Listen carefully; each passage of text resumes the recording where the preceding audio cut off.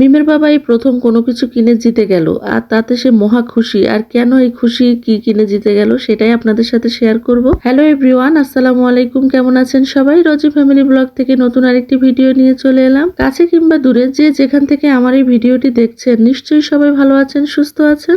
দোয়া করি আল্লাহ সবাইকে ভালো রাখুক, সুস্থ রাখুক। তো যেটা বলছিলাম ভিডিওর শুরুতে, মিমের বাবা যাবতীয় তরকারি কিনলেও কখনো ঢেঁড়স কিনতে চায় না, কারণ যতবারই মিমের বাবা ঢেঁড়স কিনে ততবারই মিমের বাবাকে কিন্তু ঠিকই দোকানদার ঠকিয়ে দেয়। একদম পাকা পাকা ঢেঁড়স দিয়ে দেয়। মনে করেন 1 কেজি ঢেঁড়স কিনলে তাতে 5টা ঢেঁড়সও ভালো পাওয়া যায় না, বড় বড় ঢেঁড়স দিয়ে দেয়। আর সেটা নিয়ে মিমের বাবা একেবারে খুব খুশি মনে চলে আসে যে খুব ভালো ভালো ঢেঁড়স দিয়েছে। লাগাতার এমনটা হওয়ার কারণে মিমের বাবা একদমই ঢেঁড়স কিনতে চায় না, বাসায় কোনো ঢেঁড়সই আনে না। কিন্তু এই রমজান মাসে বারবার মিমের বাবাকে বলছিলাম, মিমের বাবা ঢেঁড়স আনো, দেখি ভালো লাগে কিনা, কোনো কিছু তো খেতে ভালো লাগছে না। কিন্তু মিমের বাবা বলে আমি সব আনবো, কিন্তু ঢেঁড়স আনতে পারবো না। কিন্তু দোকানদার আমাকে ঢেঁড়স আনতে গেলে ঠকিয়ে দেয়, আর বাসায় আসলে তুমিও বকাবকি করো। তো বেচারা মহা বিপদে আছে। তো আজকে বাজার থেকে ঢেঁড়স নিয়ে এসছে, এসেই বলতেছে আজকে ঢেঁড়স নিয়ে তুমি কোনো কথা বলবা না। আজকে ঢেঁড়স কিনতে গিয়ে আমি কিন্তু একদম জিতে গেছি, একটা ঢেঁড়সও খারাপ নেই, সব ভালো। আর এত সুন্দর ঢেঁড়স আমি আমার জীবনে কখনো কিনিনি। তো আমি বললাম ঠিক আছে, দেখা যাক। তো যাই হোক, বেগুন নিয়ে আসছে, বেগুনগুলো অতটা ভালো না। এসেই বলছে যে ভালো না, সবসময় ভালোটাই নিয়ে আসে। আসলে আজকে অতটা ভালো পাওয়া যায়নি। প্রত্যেক দিনই মিমের বাবার হাতে এরকম বাজার থাকে। আসলে আমি বাচ্চাদের কারণে আপনাদের সাথে শেয়ার করতে পারি না, কিন্তু আজকে ঢেঁড়সের জন্য শেয়ার করতেই হলো। ঢেঁড়সটা আমার খুব ভালো লাগে, বাসার সবাই ঢেঁড়স খুব পছন্দ করে, কিন্তু একদম কচি না হওয়ার কারণে ঢেঁড়স আনতে চায় না। করলাও নিয়ে আসছিল, বেগুন নিয়ে আসছে, গাজর নিয়ে আসছে। আসলে এগুলা এখন খেতে ভালো লাগবে আর কি। এই করলা বলেন, ঢেঁড়স বলেন, মাছ মাংস কোনো কিছু কিন্তু একদম এখন খেতে ভালো লাগবে না। যাই হোক, ঢেঁড়সগুলো ধুয়ে নিয়ে কাটার পরেই বলতে পারবো আসলে ঢেঁড়সগুলো কত ভালো হয়েছে। তবে হ্যাঁ, ভালো হয়েছে সে তো দেখলেই বোঝা যায়। আমি যতটা বুঝি ঢেঁড়স নিয়ে, মিমের বাবা অতটা বোঝে না। না বোঝার একটাই কারণ হলো, মেয়েরা বাজারে গেলে কিন্তু যে কোনো জিনিস হাত দিয়ে দেখে নেয়, মিমের বাবা সেটা করে না। মিমের বাবা যেটা দিতে বলে মানে বিশ্বাস করে নিয়ে নেয় আর কি। ঢেঁড়স জিনিসটা কিন্তু একটু হাত দিয়ে দেখে নিলে সেটা ভালো হয় কচি কিনা, সেটা হাত দিলেই কিন্তু বোঝা যায়। যেটা মিমের বাবা করে না বলে বারবারই ঠকে। যাই হোক, আজকে মনে হয় জিতেছে, যেটা আমি দেখে বুঝলাম আর কি। তো ঢেঁড়সগুলো কিন্তু আমি একদম আগেই ধুয়ে নিচ্ছি, তারপরে কাটবো।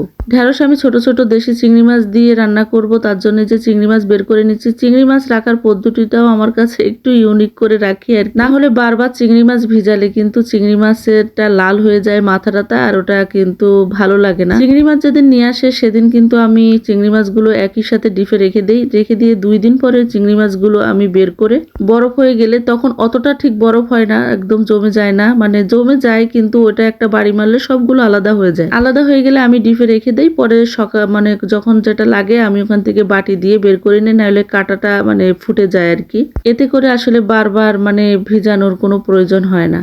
তো যাই হোক, এটা যদি আপনাদের ভালো লাগে তো আপনারাও কিন্তু এইভাবে রাখতে পারেন। তো আমি ঢেঁড়সগুলো কিন্তু কেটে নিচ্ছি, আর ঢেঁড়সগুলো একদমই আমি গোটা গোটা করে কাটবো, খুব বেশি ছোট ছোট করে ঢেঁড়সগুলো কাটবো না। ছোট ছোট করে কাটলে ঢেঁড়সের ভিতরে যে পিছলা ভাবটা সেটা কিন্তু থেকে যায়, আর সেটা ঢেঁড়স ভাজতে গেলে একদমই ভালো লাগে না, পুড়েও যায়। তো আমি ঢেঁড়সগুলো একদমই গোটা গোটা করে কেটে নিচ্ছি। তো মাশাআল্লাহ, ঢেঁড়স প্রত্যেকটা ঢেঁড়সই ভালো, একটা ঢেঁড়স বাদে। তো একটা ঢেঁড়স একদম মানে পাকা দিয়েছিল।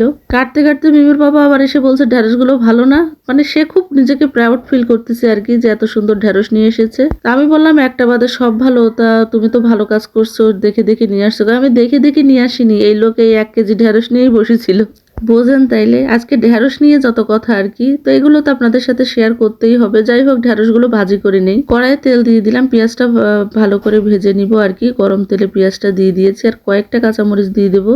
বেশি কাঁচামরিচ দিব না, কারণ বাচ্চাদের একটু খাওয়ানোর জন্য চেষ্টা করব আর কি। পেঁয়াজটা ভালো করে একটু লবণ দিয়ে ভালো করে একটু ভেজে নিয়ে এর ভিতরে আমি ধুয়ে রাখা চিংড়ি মাছগুলো দিয়ে দেবো। চিংড়ি মাছ দিয়ে পেঁয়াজটা একটু ভালো করে ভেজে নিব। সামান্য একটু হলুদ দিব। আমার একটা মুদ্রা দোষ আছে, হলুদ আমি দিতে চাই না, খুব কম দেই হলুদ। আসলে সবুজ শাকসবজি, লাল বলেন কালারফুল শাকসবজিতে আমি একদমই হলুদ দিতে চাই না। আমার কাছে মনে হয় এতে সবজির আসলে কালার নষ্ট হয়ে যায়। যাই হোক, যেহেতু চিংড়ি মাছ দিচ্ছি একটুখানি হলুদ দিয়ে দিলাম। আর ঢেঁড়সটাতে কিন্তু আমি কোনোভাবেই ঢেকে জাল দিব না। আপনাদের একটা কথা বলি, জানেন, অনেকেই জানে অনেকেই জানে না, যে কোনো কালারফুল সবজি যখন আমি ভাজি, যে কোনো শাক হতে পারে, সবজি হতে পারে, আমি কিন্তু একদমই ঢেকে দেই না। সবজিটা ঢেকে দিলে কিন্তু সবজির কালার নষ্ট হয়ে যায়, যেটা দেখতেও ভালো লাগে না, আর খেতে তো আগে দেখতে ভালো না হলে খেতেও ভালো লাগবে না। তো আমি যে ঢেঁড়স ভাজি করব, ঢেঁড়স তো আজকে আর মোটেও ঢেকে দেবো না, কারণ ঢেঁড়স ঢেকে দিলে এমনিতেই মানে পিছলা পিছলা হয়ে যায়।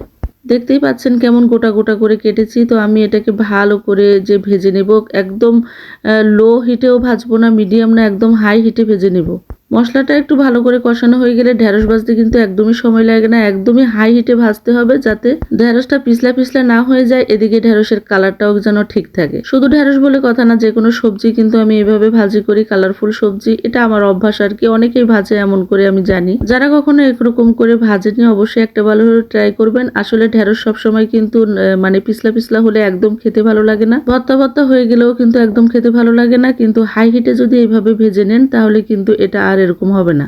যেহেতু এটা থেকে কোনো ঝোল বের হবে না, তাই বারবার নেড়ে দিতে হবে। নেড়ে দিলে কিন্তু এটা সুন্দরভাবে হয়ে যাবে। দেখতেই পাচ্ছেন হয়ে আসছে। আর যেহেতু ঢেঁড়সটা একদমই কচি, তো একদম হতেও সময় লাগেনি, 2-3 মিনিটের ভিতরে কিন্তু এটা হয়ে গেছে। এই রমজানে আসলে কি খেলে যে ভালো লাগবে সেটাই আসলে বুঝে উঠতে পারি না। এই জন্য কখনো মাছ মাংস, কখনো শুটকি, কখনো সবজি। এতদিন সবজিও ভালো লাগেনি, এখন মনে হচ্ছে সবজি হলে ভালো লাগবে। আবার এদিকে শুটকি মাছটাই এই রমজানে বেশি খেয়েছি। আসলে মাছ মাংস কিছুই খাওয়া যায় না, মনে হয় খেতে পারবো সারাদিন, কিন্তু রান্নার পরে কিন্তু পরে আর খাওয়া যায় না। অবশেষে কিন্তু শুটকি ভর্তাটাই ভালো লাগে। দেখতেই পাচ্ছেন ভাজিটা কিন্তু আমার একদমই হয়ে গিয়েছে, আর এটা আমি নামিয়ে নেব। আর একদম ঝরঝরা হয়েছে, কোনো রকম কোনো নাই, কিন্তু পিছলাও হয়নি। আলহামদুলিল্লাহ, বাচ্চারা বড়রা সবাই খেয়েছে। ঢেঁড়স ভাজিটা কেমন হলো, ঢেঁড়স নিয়ে যে এত কথা বললাম, সেই হিসেবে কিন্তু ঢেঁড়স ভাজিটা অসাধারণ হয়েছিল। অন্য কোনো কিছু রেখে সবাই এটা দিয়ে খেয়েছে। অনেক কথা শেয়ার করতে করতে এদিকে ইফতারের সময় হয়ে গেছে, আর আমি বেশিক্ষণ আপনাদের সাথে শেয়ার করতে পারিনি, ইফতার করে নিচ্ছি। ভিডিওটি যদি কোথাও ভালো লেগে থাকে, লাইক কমেন্ট শেয়ার করে আমার চ্যানেলের পাশে থাকবেন। মাহে রমজানের আর কয়টা দিন বাকি আছে, দোয়া করি আল্লাহ সবার মনের আশা পূরণ করুক। আমার জন্য, আমার পরিবারের জন্য দোয়া করবেন সবাই। আমার ভিডিওটি যদি কোথাও একটুও ভালো লেগে থাকে তো আমার চ্যানেলটা সাবস্ক্রাইব করে নেবেন, আর বেল আইকনটা প্রেস করে দিবেন, যাতে আমি কোনো নতুন ভিডিও দিলে আপনাদের কাছে চলে যায়। তো আজকে এই পর্যন্তই, ভালো থাকবেন সবাই, আল্লাহ হাফেজ।